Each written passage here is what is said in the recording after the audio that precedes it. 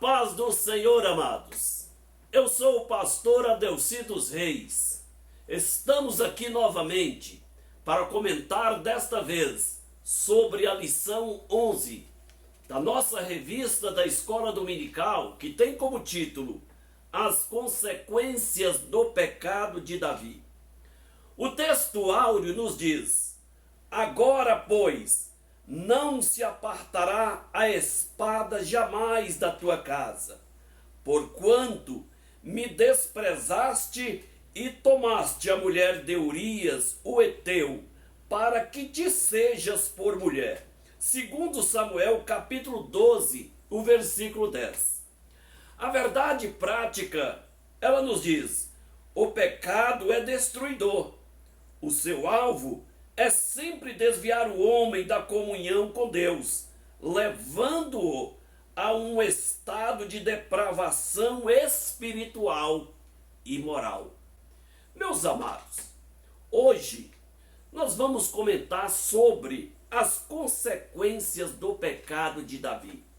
Nós sabemos que o pecado ele é terrível, ele traz marcas e consequências na vida do ser humano. No que diz respeito ao pecado de Davi, o pecado trouxe problemas terríveis para a sua casa.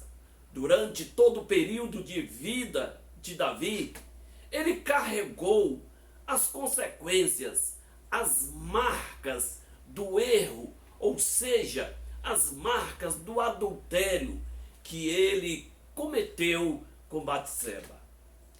Nós sabemos, meus amados, que todos que passam por uma vida de pecado, ele acaba tendo decepções, frustrações e muitas dores. Certa vez havia um jovem e ele dava muito trabalho para o seu pai. Seu pai sempre recebia reclamação das atitudes, das proezas que o seu filho fazia. Ele brigava, ele criava problemas com todas as pessoas e o seu pai vivia triste. E todas as vezes que chegava uma reclamação para o seu pai pegava um prego e pregava em uma tábua. E assim ele foi fazendo cada vez que o seu filho ele cometia um delito, uma irregularidade. Certo dia o seu filho, ele viu aquela tábua cheia de prego, então ele resolveu mudar de vida e chegou para o seu pai e disse: meu pai, a partir de hoje eu não vou mais te dar desgosto, eu não vou mais te trazer tristeza, eu vou mudar de vida. O senhor não vai mais receber reclamação minha, mas eu gostaria que o Senhor arrancasse aqueles pregos daquela tábua, porque a partir de hoje eu sou um novo homem. O seu pai então pegou o martelo, foi e removeu aqueles pregos daquelas tábuas, e aquela tábua ficou toda furada com as marcas do prego. O seu pai olhou para aquela tábua e disse para o seu filho: meu filho, os pregos foram arrancados, mas as marcas ficaram. Assim, amados, é o pecado. O pecado, ele pode até mesmo, depois de perdoado por Deus, ele ainda deixar marcas expostas, deixar consequências das nossas escolhas que nós fizemos. Vamos para o tópico de número 1, que nos diz o conceito de pecado no Antigo e Novo Testamento. Ponto 1, no Antigo Testamento, e o ponto 2, no Novo Testamento. O que é pecado? Pecado, meus amados, é a violação contra a lei de Deus. Pecado é tudo que contraria a vontade, o propósito de Deus e a sua palavra. Nós sabemos que o pecado, ele é tudo aquilo que gera desobediência no ser humano. pecado, ele ocorre por causa da desobediência do homem às regras estabelecidas por Deus. Nós sabemos que aqui no ponto 1 e 2 nos fala de pecado na antiga aliança e na nova aliança. Nós não temos como discorrer sobre estas palavras, os significados que estão aqui nesse texto, porque são muitos e todos eles têm um significado enorme. Mas vamos primeiramente entender uma coisa. Na letra A nos diz que pecado é errar o alvo. O que significa isto? Meus amados, esta palavra tem tudo a ver com os tempos de guerra e diz respeito aos guerreiros de arco e de flecha. Eles, visando muitas vezes acertar o alvo, eles acabavam errando. E quando eles erravam o alvo, eles acabavam acertando em outro lugar, ou seja, no alvo errado. Daí então, nós podemos ver que estas palavras são usadas para designar os pecados morais e até mesmo a idolatria. Quando nós olhamos o livro de Gênesis, no capítulo 3, onde registra o pecado de Adão e Eva, nós vemos Eva conversando com a serpente, e em um dado momento Eva diz que o Senhor ele diz para que todas as árvores do jardim eles poderiam comer, mas da árvore da ciência do bem e do mal, da árvore que estava no meio do jardim, eles não poderiam comer, porque certamente eles iriam morrer. Observe o que a serpente ela disse: certamente não morrereis, porque o Senhor ele sabe, Deus ele sabe, que no dia que comerdes, abrireis os vossos olhos e sereis como Deus, conhecedores do bem e do mal. Ora, a serpente conseguiu convencer Eva que o fato de comer daquele fruto iria abrir os olhos e ser como Deus. Eva tentou ter essas virtudes e acabou errando, porque havia uma determinação de Deus. Havia, então, o pecado de desobediência a uma ordem de Deus. Então isto é o pecado. Eva tentou mudar o plano, a visibilidade no que diz respeito ao fruto e errou, ou seja, ela errou o alvo. O pecado, ele é utilizado muitas vezes de forma terrível para macular as pessoas. Daí também o errar o alvo diz respeito à idolatria. O que é idolatria? Adoração a ídolos, adoração a outros deuses. E nós sabemos que isto aí é uma violação contra a lei divina, que diz: não terás outros deuses diante de mim. Então nós sabemos que o pecado de idolatria ele é terrível, porque a idolatria ela visa substituir Deus por uma entidade. Então isto é abominação perante o Senhor.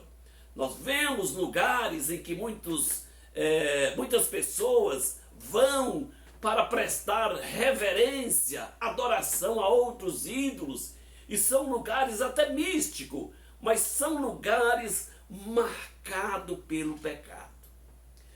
Toda pessoa, quando ele vai ao médico, ele quer saber duas coisas.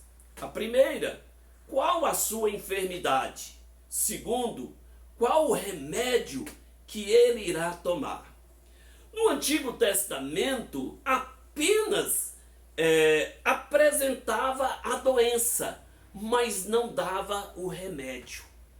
Nós vimos que a lei, ela simplesmente, ela dava o diagnóstico do pecado. Romanos, no capítulo 3, o versículo 20, o apóstolo Paulo, ele diz que pela lei vem o pleno conhecimento do pecado. Mas a lei, ela não consegue perdoar. Mas o remédio para o pecado aconteceu com a vinda de Cristo. Com a morte e ressurreição, Cristo, ele proveu o remédio, o antídoto para a vida pecaminosa.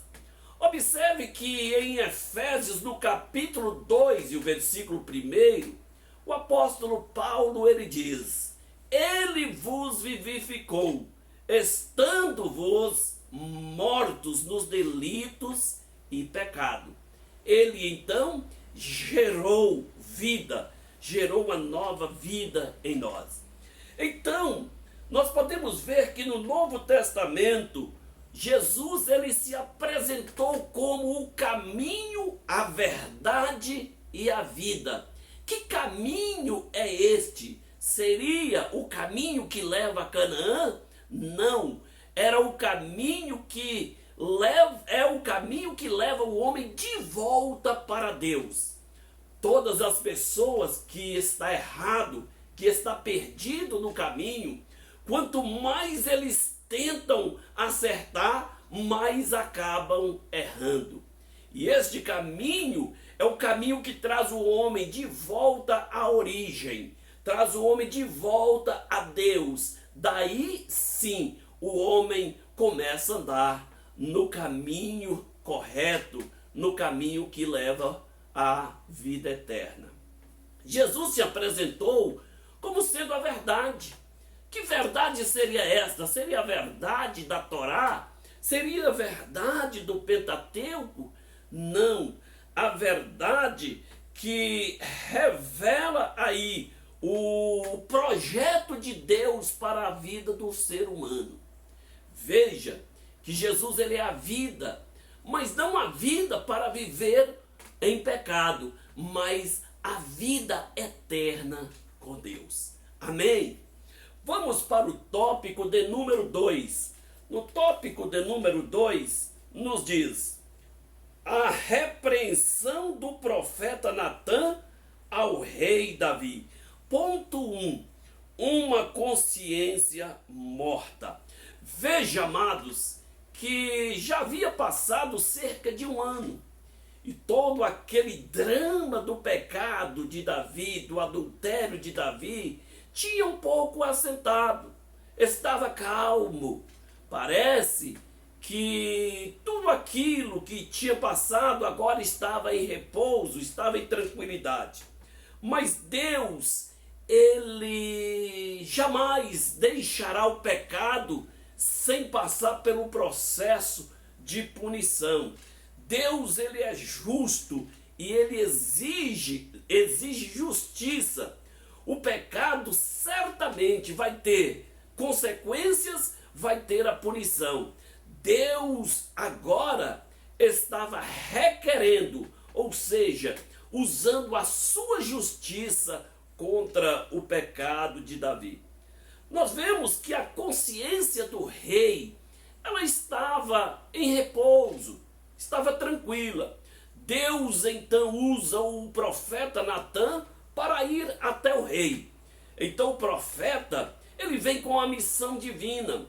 E observe que o profeta Natã, ele usa uma alegoria para falar ao rei. E nesta alegoria, o profeta, ele usa 4 personagens. O primeiro personagem, o homem rico, que seria o rei Davi. O homem pobre, que seria Urias. A ovelha, que seria Batseba. E o viajante, que seria aí os apetites do rei. Nós podemos ver, meus amados, que a ovelha, ela foi relatada na alegoria como sendo a única ovelha. E esta ovelha única, amados, é tudo aquilo que é puro, é tudo aquilo que é precioso, tudo aquilo que é único, tudo aquilo que é especial. E nós vemos que esta ovelha única, ela era o tesouro do homem pobre. Na nossa vida, em algum momento, nós muitas vezes somos o homem de uma só ovelha. Outras vezes, nós somos o homem rico que mata a ovelha para se banquetear. Neste contexto, a ovelha, ela representa muitas vezes os nossos sonhos, que são destruídos, sonhos que são aniquilados. A ovelha, ela representa os projetos que são violados, que são destruídos, que são impedidos de se realizar. A ovelha representa a família, que muitas vezes é destruída pelas tempestades, pelas consequências da vida e do pecado. A ovelha, ela representa também o nosso ministério, que muitas vezes pode ser atingido. Precisamos tomar cuidado com isto. Algumas vezes nós somos o homem rico, outras vezes nós somos o homem de uma só ovelha. Em algum momento nós passamos por esta fase, por esta situação. E muitas vezes, como homem de uma só ovelha, às vezes nós passamos por consequências e precisamos de um ombro amigo. Geralmente nós não encontramos. Precisamos de alguém que nos dê a mão. Geralmente nós não encontramos. Ao invés de nós encontrarmos um ombro amigo para nós chorarmos, nós encontramos muitas vezes são pedradas, agressões, com palavras, com atitudes, desprezo, enfim. Então, em algum momento da nossa vida, nós passamos por esta situação. E esta situação aconteceu com Urias. Ele é representado como homem de uma só ovelha, representado como homem pobre. Ele foi atingido pelo orgulho, pelo egoísmo do rei. No ponto de número 2, nós podemos ver aqui, mostrando a gravidade do seu pecado.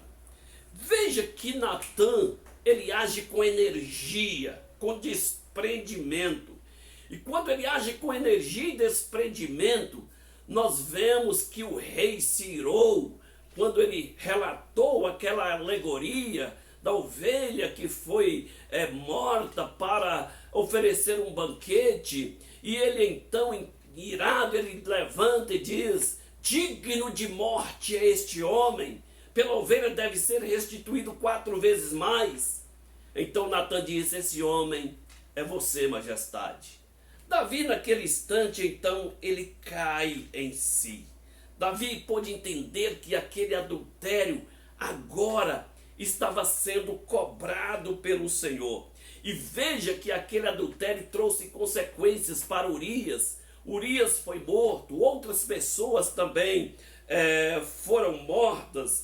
Por quê? Porque Davi cometeu violação contra a própria lei de Deus, que diz: não adulterarás, não matarás. E Davi, ele tinha matado e tinha adulterado.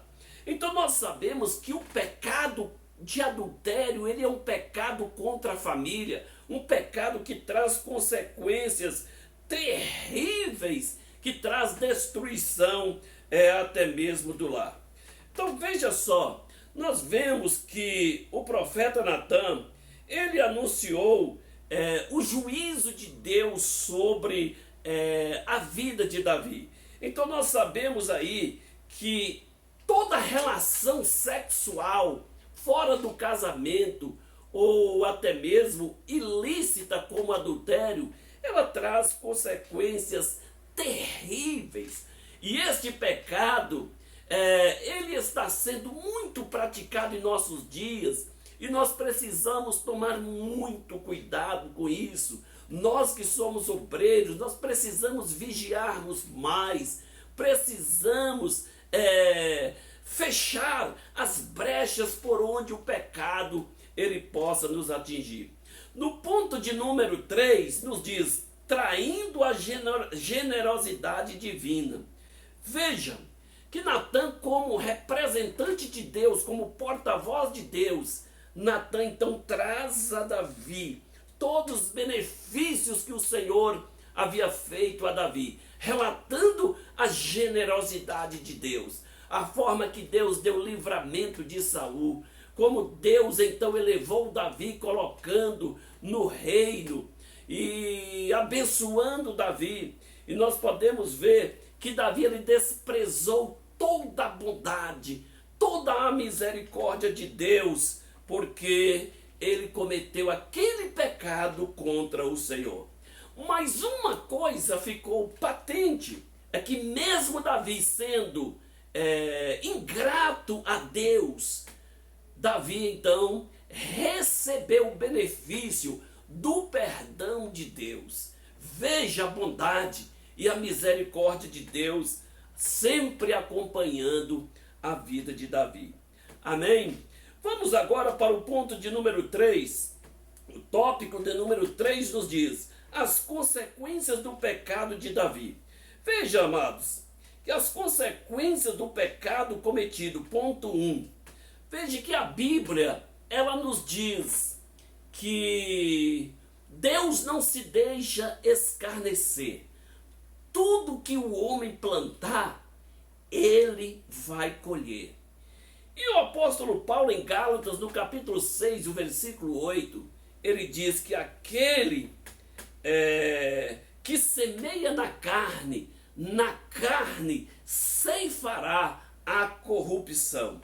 Então, foi isso exatamente o que aconteceu com Davi. Davi, ele plantou o pecado, ele cometeu o adultério, ele cometeu o assassinato. Então tudo aquilo que Davi plantou, ele agora iria colher.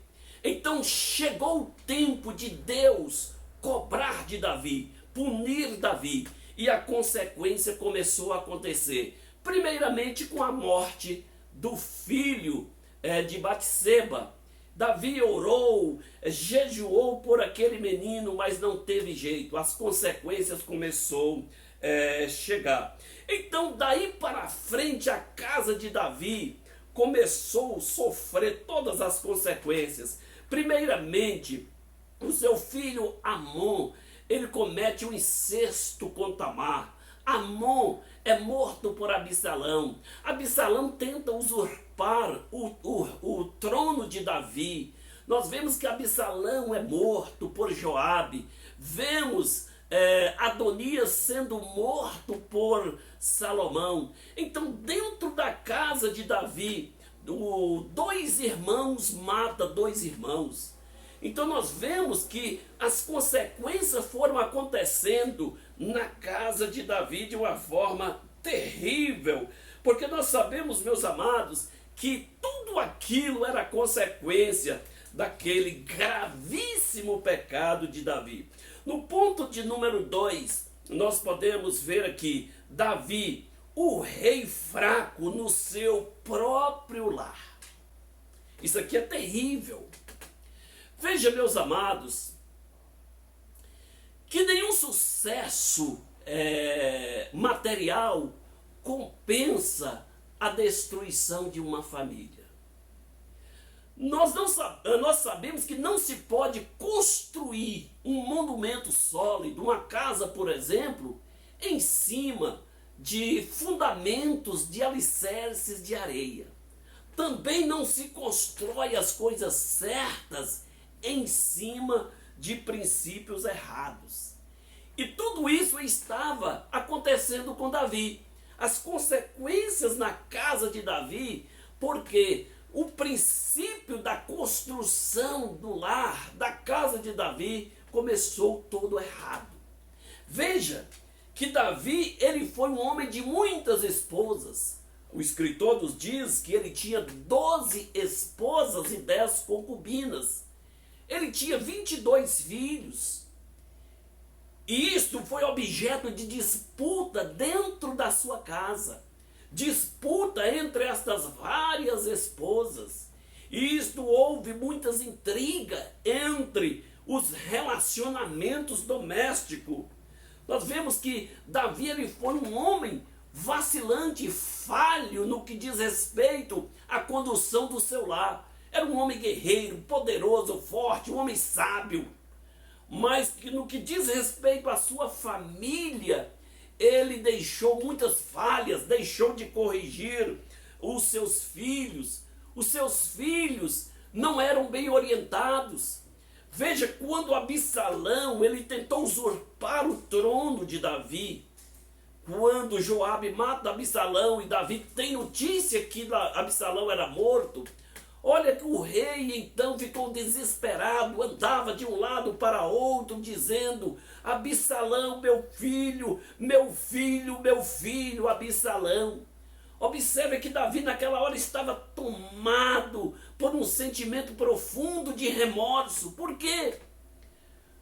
Porque Davi passou todo o tempo e não deu atenção para os seus filhos.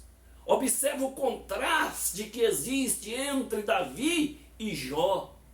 Jó, quando ele soube, teve a notícia que o vento do deserto assoprou sobre os 4 cantos da casa dos seus filhos, e a casa caiu sobre os seus filhos e eles morreram.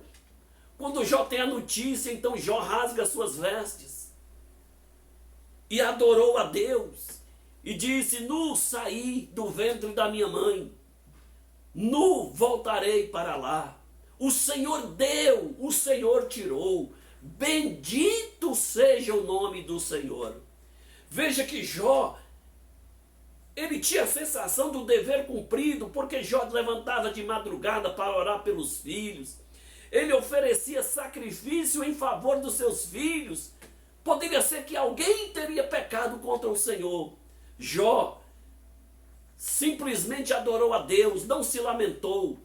Há uma diferença entre Jó e Davi. Jó, ele teve a sensação do dever cumprido.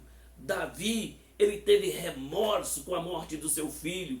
Porque durante a vida, Davi não teve tempo para dar para os seus filhos. Mas Jó, durante a vida, ele dedicou a vida pelos seus filhos. Por isso há um diferencial. Um adora a Deus na sensação do dever cumprido. O outro lamenta com remorso.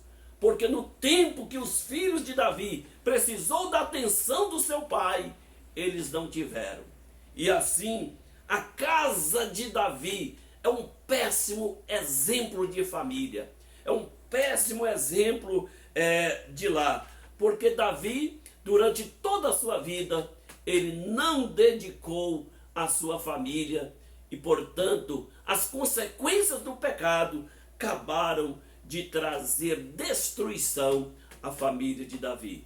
O pecado é isto: traz marcas terríveis, traz destruição, traz angústia, traz tristeza, traz decepção, traz fracasso. Portanto, meus amados, nós precisamos buscar a presença do Senhor, a misericórdia de Deus, para que nós não venhamos incorrer em uma vida promíscua, uma vida de pecado. Amém? Que Deus nos abençoe.